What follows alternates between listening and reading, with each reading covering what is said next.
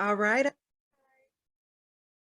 Welcome, everybody, to the Sexy Freedom Media podcast. It's your host, Helen Edwards, and this is a Solocast. So, what is the topic today? First of all, I want to say thank you. So, that's one of the topics, gratitude. The second topic we're going to talk about is actually called level up. What does that even mean? What does it mean to level up?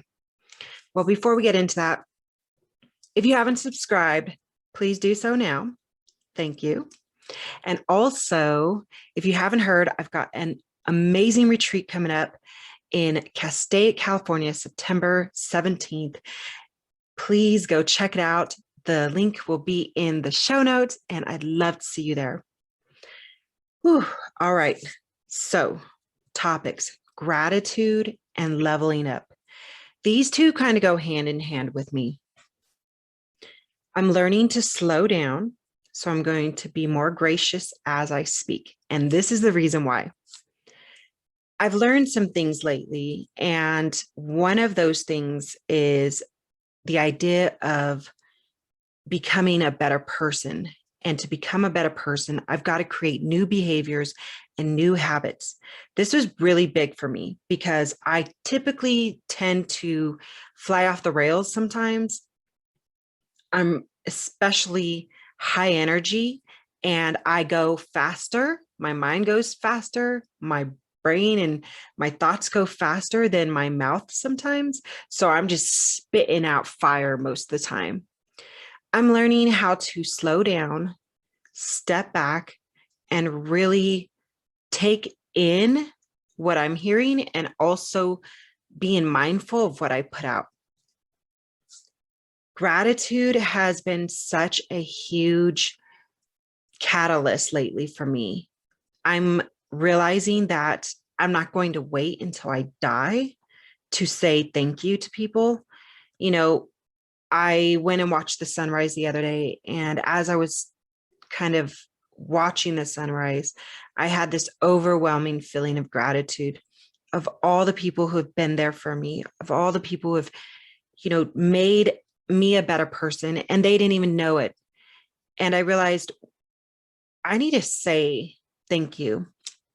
I was also watching Lisa Nicole's, and it kind of put the icing on the cake for me that don't just think about it, be about it, do it. Create the action, put it in motion for yourself, because what you put out there does come back. I say this all the time. So do all the greats. And that's why it's really important that I practice what I preach. As a coach, I'm a new coach, but I've been public speaking for, 12 years plus. And I've been holding retreats for about the last couple of years. I actually had my 5th retreat in Arizona this last month, I believe April. And part of being a coach, part of being a public speaker, part of being a yoga instructor, or, all of these labels that you have, is owning them and standing in the power of them and realizing that you have to grow, you have to change, you have to evolve. You can't just talk about it. You also have to be about it. You have to hold yourself accountable for these things. Like they say, if you want to go out and help other people, you've got to learn to help yourself first. That doesn't mean you can't stop helping other people along the way. People gravitate towards your message. If you have a message to put out there, if you've got a calling that you feel called to, also know that it's time at certain points of that, that journey, that you've got to level up. You've got to raise your vibration so that way you're not staying stagnant. And that's one of the things I'm really working on with myself. Funny story. I was making TikTok videos this morning. And one of the TikToks was about, people treating you like an asshole. And I thought to myself, oh no, don't let them treat, and I just went off like on a tangent because I got really gangster and ghetto and, all the inner, monstrosities came out because I don't play that. First of all, I've been there, done that. Not going to let anybody treat me like an asshole. But I realized, okay, I may be getting off the rails here and, getting fierce about it. And there's nothing wrong with that. totally nothing wrong. Nothing wrong with getting gangster and ghetto. Let me tell you, it's still part of me. It's in me. It's part of who I am. However, I realized there's a new me that is in me, that is unspoken, that is not getting a chance to share the platform. And I want that person to come out, because that person is the evolution within me. That's like, hello, when are you going to give me a spotlight? Like, let me shine. Let me show you what I can do for you. And, these behaviors I have, I want to evolve them. I want my habits to change. I want them to evolve along with me, who is growing, learning, and providing more value out there to attendees, to my clients. And it's really important that I practice what I preach. So, yes, that's one of the things. So a couple tools here I just want to provide for you that I wrote down here is write your behaviors down, write your habits down that you have now and what you want them to become or transition into or level up also. Another thing is visualize. Visualize is so big. Visualize what you foresee yourself as, foresee yourself becoming who you foresee yourself coming. This was a game changer for me. When I first started public speaking, I had to start visualizing. At first it was, I'll just say, instead of visualizing, I was more dreaming. I was allowing my mind to just go and dream and fantasize about this amazing speaker I wanted to become. I saw myself as strong and, sought after. And it was more of a fantasy because it was hard for me to realize, I'm on this path, but I wanted to be great at it. So I visualized it. And now I'm one hell of a great speaker. I'm just saying, if you haven't been to my events, you got to come. Step into the power of it. That goes alongside visualizing. Stepping into the power of it is really huge, because when you take on a label or you take on a title and it's something so fierce and dynamic, when you take that on, you're going to kind of come in contact with imposter syndrome, which means like you don't feel like this is who you are, but this is really who you are in the future, or who you're becoming is kind of telling you like, hey, we're actually no longer the past. We are now this. So you got to let the imposter syndrome kind of sit down for a second, and you've got to step into your power of who you're becoming now. Yes. Feel it. Feel it is so big. So this is another tool. You need to feel it, emotions, put into motion where you're going. So think of it like the wheels of your Lamborghini or your Porsche or your Mercedes, whatever you're driving, or your huge truck. Emotion is the wheels on the vehicle, or you can say it's the gas in the tank, whatever you like, but it is what's going to fuel you and just get you over to where you need to go, where you want to go. You're going to feel it and get emotional about it. I mean, hey, there's nothing wrong with emotions. I get emotional, baby. I know there's a different song to that. I just couldn't think of it right now. I thought it was going to just come to me, whatever. Okay. Next is gratitude. This is huge. You want to give gratitude for your new habits, your new behaviors, your new titles, your new labels, whatever it is that you feel that you're becoming, that you're giving more to the world, because the gratitude for that will come back to you in multiple forms. I'm going to get back to gratitude here in a second. The last tool I'm going to tell you is to own it. Own it, baby. Own, I don't even know if that's a song, but whatever. I just made it up. Own what you want to do. Take ownership of it. Feel responsible. Be responsible for this journey you're on. This, the choices that you have in front of you. Take ownership for the choice that you make, and take responsibility for the results that come. And this is really, really, I can't express how big this is. This was a game changer, another game changer. I have a lot of game changers. Okay. This was a big one for me, because taking responsibility for my actions and for owning, what I was doing, owning up to it, sharing it, declaring it, and owning it was so big. I realized that when I own it, I take more care of what I'm doing. I take more interest. I put in more energy. I become one with whatever I'm doing. I mean, I am fierce with it because I own it. Because I know that if it goes flop, I have to take responsibility for that. That goes with everything from business, that goes from everything from relationships, projects, whatever it is, doing the dishes. You own the dishes. The dishes ain't clean, then you're the one that's got to fess up to that and clean them again. You know what I mean? So owning it. So let's take a deep breath. Going back to gratitude. Let me just sit here for a second. So gratitude. I am a big believer in gratitude. I wasn't always. Funny story is back in the day, back in my day, I was really negative. I know it's hard to believe. I was really negative. I was anxious. I didn't believe in change. I knew that you should be thankful, and I'd always be like, okay, thank you, but I didn't really feel gratitude. And it actually took me a couple years to feel gratitude. And it was actually through a lot of grief. And again, going back to the tools of owning it and seeing the magic of manifestation happen, and realizing that I never got to where I got to on my own. I know sometimes I say I'm self-made, and I say self-made because yes, I'm putting in all the work. Yes, I'm doing what I need to do. Yes, I'm taking ownership, and I'm, stepping in the courage to go after my dreams. That's a lot of work. That's a lot of, self-made time there. But in the back of that, I've got a support system behind me. I've got people who talk to me, whether it's in real life or on social media. There are people that you need to say, thank you. Thank you for being you.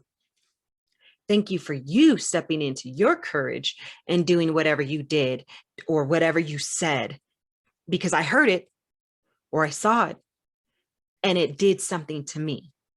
It allowed me to step in my shine and shine my light for others to see, for me to get to this, for me to take a step up and keep going towards the dreams that I want to have, towards, the goals I want to make, or, these triumphs, to be a winner. I don't tell this story a whole lot, but I'm going to share it real quick with you. So it's hard to believe, even sometimes now thinking back about it.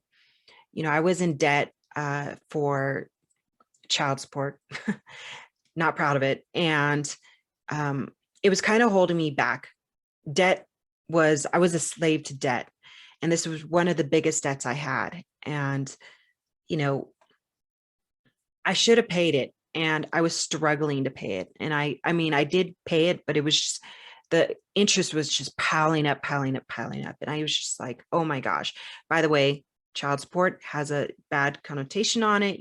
We think of like a parent who's just not there. I was totally there. But I had child support. It was ruled by the courts that I pay child support. And me and my son have an excellent relationship. I just felt like I had to say that. But here's the thing. I was falling apart and falling behind, and I really couldn't be at my best because of this debt.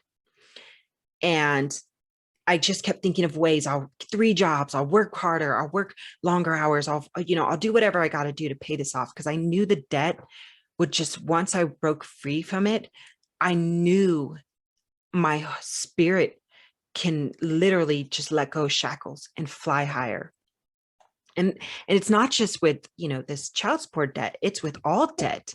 If you get rid of debt, let me tell you, your spirit unlocks and it goes higher than you think it ever would.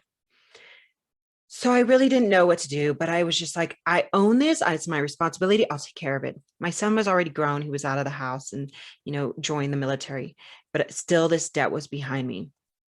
And this was about a year after my brother died. And my brother also, was struggling with child support, and it's actually one of the reasons why, he took his life. And I think for some reason, somebody called me and they said, "Hey, we came upon this large sum of money, and we want to uh, pay your debt off."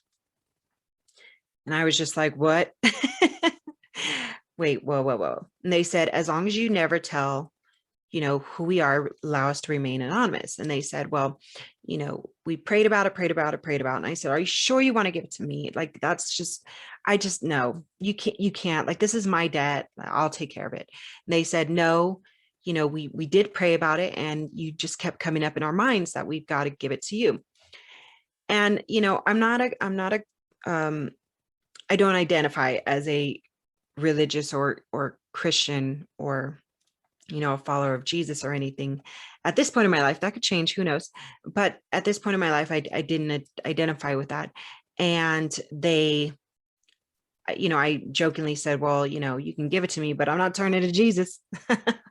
And they said, "No, no, no, that this isn't what it's for. This is for you so that your chains of debt can be broken, and we believe that you are meant for something really great in this world. You're meant to go bigger. You're meant to shine brighter. And for some reason, this keeps coming on our heart that we're supposed to pay your debt off." My heart just, I mean, exploded into a bunch of butterfly glitter pieces. And I was just like, "Thank you." And I said, "Well, I'll see, I'll believe it when I see it." And the next day, sure enough, I got a transfer to my bank account of the exact amount, pay off this exact amount of child support debt. And it was thousands of dollars. And as soon as I got it, I jumped out of work. This happened a few years ago. I jumped out of work and I ran straight to my laptop at home, and I paid off the last of the child support. Messaged my son's father, and I said, "Look, I paid it all off. We're free. We're good. No mas, we're free."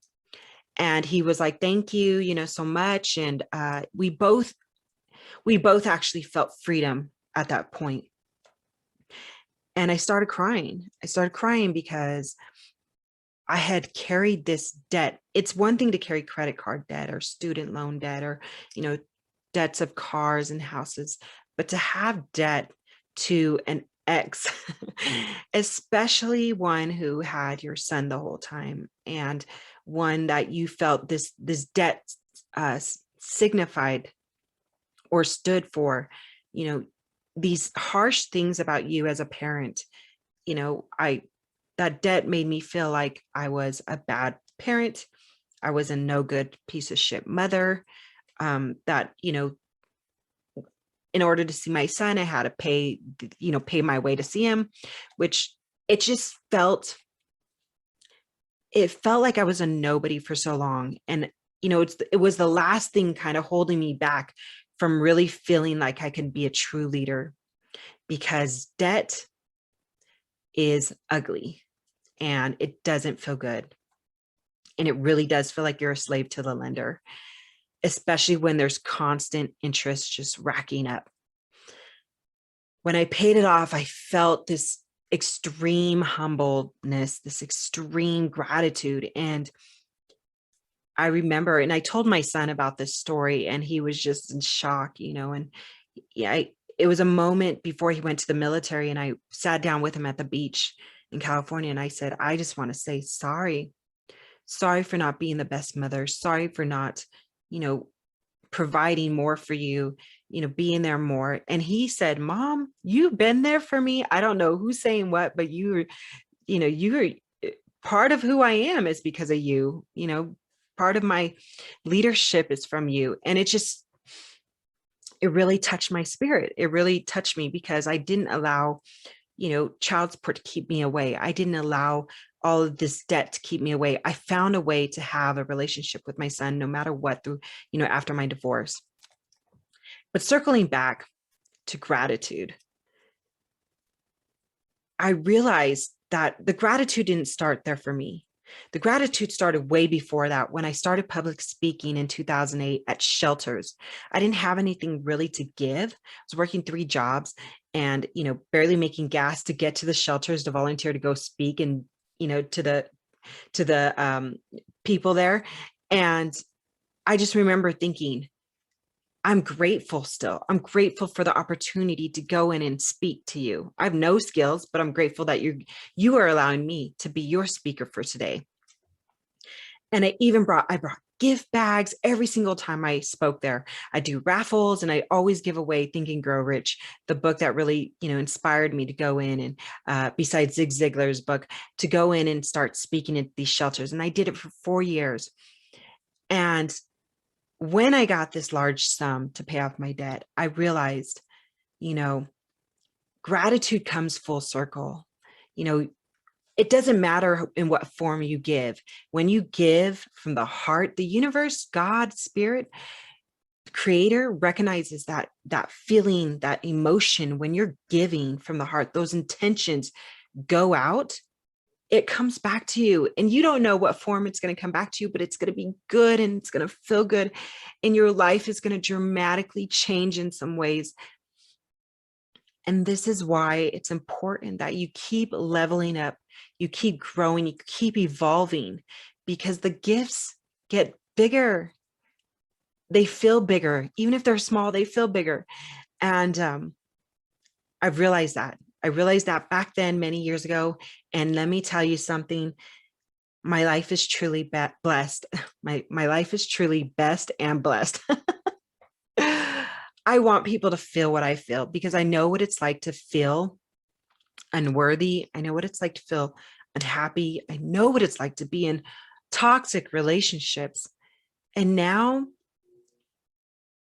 I want to say this, I really do have everything I've ever desired.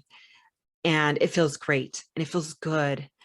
And I want to help you, realize that what you want, everything you want is actually already in you. The more you give, the more you receive, but you've got to be open to receive. You've got to be willing to give and let things go. You've got to be able to give from the heart, with good intentions.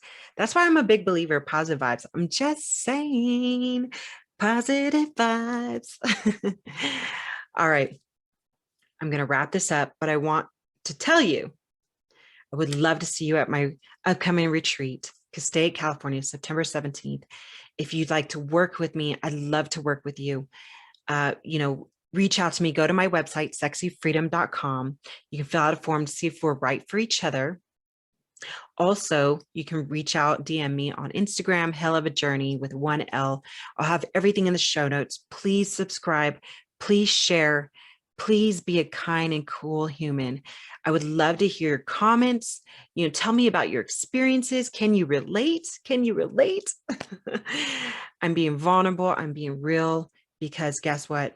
There's nothing more to hide. I wrote a whole book, Nothing Sexier Than Freedom, on Amazon. I'm working on the audiobook version right now. The book is on fire, y'all. The book is on fire. I cannot believe today. I got to share this one last story. Today, I went to coffee with a few friends, some business networking friends of mine, my goal friends. And there was an extra guest there. And I met her and I said, "Oh, hi, I'm Helen Edwards, And she says, "Yes, I know who you are. I read your book." It's really, this happens more and more now. But it kind of caught me off surprise this morning because I was still in my workout outfit. And I was like, "Oh, okay. How'd you like it?" No big deal. How'd you like it? Like a piece of sliced pie, how'd you like the pie? When you like the pie? And she was brilliant. She was just like, it was, a great book. And I finished it so fast because it was so good. And I just felt like amazing at that moment. Like, I am an author. I am a legit author. I have a book and that book is powerful and that book is spreading. And I'm very proud of myself and I should celebrate, and I will, because I worked so hard to get there and I couldn't have done it without all of you. So gratitude and blessings. And I want you all to have whatever your heart desires and to help others shine on the journey. So thank you for watching this amazing podcast. Please, again, subscribe. Sexy Freedom Media Podcast. Love you guys. Have an absolute wonderful day.